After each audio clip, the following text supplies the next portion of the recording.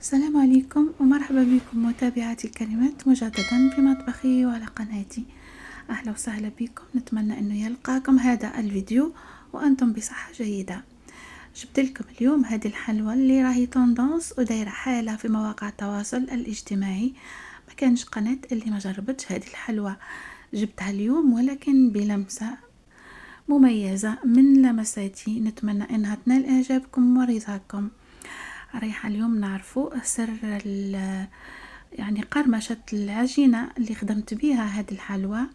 وابقوا معايا لآخر الفيديو، خلينا نعرفوا هذا السر. مشاهدة ممتعة. خلينا نجوز مباشرة لطريقة التحضير وتعرفوا على المقادير اللي خدمت بهم هذه الحلوى.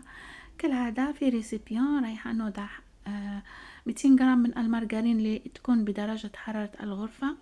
رايحة نضيف ليها 3 ملاعق من السكر الناعم.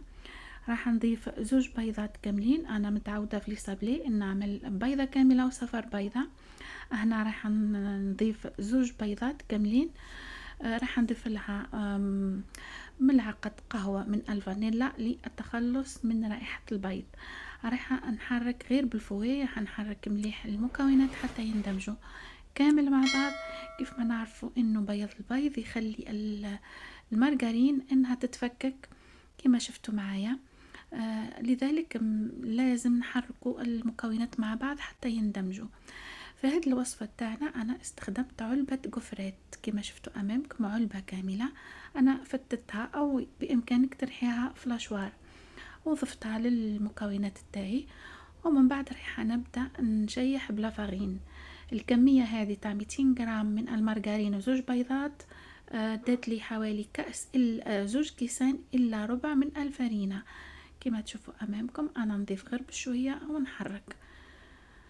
أوليكم ضفت الكأس الأول ومن بعد الكأس الثاني يعني قاعدة نضيف غير بشوية ونحرك حتى لتماسكت لي العجينة ولات يعني اكتفت يعني من الفرينة، تماسكت وجمعتها. ما تكون طرية طبعا كالعادة، ما تكون شايحة باه تنجح لينا العجينة تاعنا. يعني يعني بالمختصر اديت لي حوالي زوج كيسان الا ربع. كما نشوف امامنا هذه هي العجينة اللي تحصلت عليها، عجينة متماسكة. نمر الآن لتشكيل هذه العجينة. نمر لتشكيل العجينة تاعنا بهادو ليمول اللي راهم متوفرين في جميع محلات بيع لوازم الحلويات. هذا اللي عبارة على هلال أو هليلات، راه توندونس الحلوى تاعو، ما كانش قناة اللي ما جربتوش. كما نشوفوا امامنا راح ناخد كمية من العجينة ونبدأ نحط فيه في المول تاعنا ونضغط بهذا الشكل ونخلي فراغ في الداخل لانه من بعد رايحين نحشيوها او نفرسيوها. كما تشوفوا امامكم تشكيل تاعها راه سهل. نضغط على العجينة تاعنا حتى تأخذ شكل الهليلات هادم ونخلي فراغ في الوسط لانه رايحين نفرسيوها من بعد ما تطيب لينا الحلوى تاعنا. نكونوا احنا ديجا شعلنا الفرن تاعنا على درجة حرارة 180. كما تشوفوا التشكيل تاعها راه سهل. نخليو فراغ، نأكد انه لازم نخليو فراغ في الداخل لانه من بعد رايحين نعملوا فيها الحشو تاعنا. بعد ما كملت الحبات تاعي كامل ندخلهم للفرن بلا ما نغفل عليهم. عفوا قبل ما ندخلهم نجيبو كورتون ونبداو نثقبو فيها باه ما تتنفخش لينا لما ندخلوها للفرن. بعد ما نكمل الحلوى تاعي التشكيل تاعها في ليمول نستفها في السنيوة وندخلها للفرن اللي كنا ديجا بريشوفيناه قبل بوقت على درجة حرارة 180 درجة. هذه هي الحلوى تاعنا بعد ما خرجتها من الفرن، يعني خدت لينا هذا اللون. حلوى من اروع ما يكون. كما تشوفوا خدت شكل المول تاعنا ومن بعد رايحه نبدا نفرسيها. انا كنت ديجا فرسيت الحبات الاولين باه نختصر فقط. و لا فرس تاعنا هي عباره على بيستاشيو او كريمه البيستاش وكريمه حلوى الترك او الشاميه كما يسميوها في بعض مناطق الشرق. كذلك انا فرسيتها بالشوكولا تارتيني. لكم الخيار تفرسيوها باي يعني حشو تفضلوه. أنا هذا الحشو تاع الشامية يعني جاني ذوق ولا أروع مع كريمة البيستاشيو.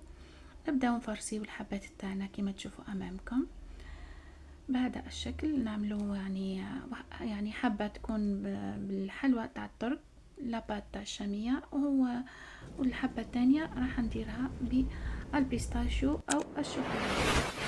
بعد ما نكمل الحبات تاعي كامل كما تشوفوا فرسيت الكمية تاعي، هذه الكمية قطعت لي حوالي 20 حبة.